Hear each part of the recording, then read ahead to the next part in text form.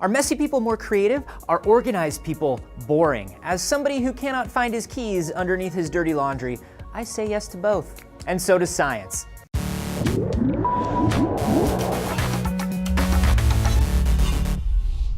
Anthony here for D-News, and there is this prevailing myth that messy people are super creative geniuses. Just look at the desks and workspaces of Albert Einstein, Roald Dahl, or Peter Parker, who is not real, but feels real in my heart. I like this theory because I'm a little disorganized myself, but is it true? And what traits come along with an organized life? Researchers at the University of Minnesota wanted to find out just that, and so they ran 3 studies to see how the tidiness of a room affects human behavior. In the first, people were sent into either a tidy room or a messy room and asked to think of all the creative ways to sell ping pong balls they could. People in each room gave the same amount of answers, but the 2 independent judges found the answers from the messy room more creative. And a previous study by Northwestern University showed that people in a messy room drew more creative pictures and could solve brain teasers faster.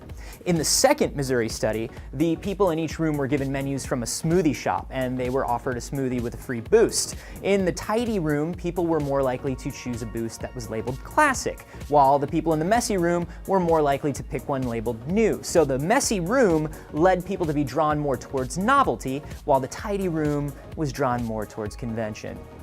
Boring. Trailblazers, I tell ya. Messy trailblazers. Anyway, the final group was asked to fill out a questionnaire, and then they were offered either a chocolate bar or an apple. And here's the thing, the people in the messy room almost always went for chocolate, and tidy roomers went for the apple. I'm willing to admit to a certain level of impulsiveness, that's fine. Oh, and also those people were asked if they'd like to donate to a charitable organization, and the people in the clean room donated a lot more money, and they donated more often. Okay, so maybe tidy people make healthier, more ethical people, but the messy people are still the creative risk takers, and that counts for something, right? In reality, the results just seem to show that cleaner environments promote safe and conventional behavior, and messy ones cause a break from traditional thinking.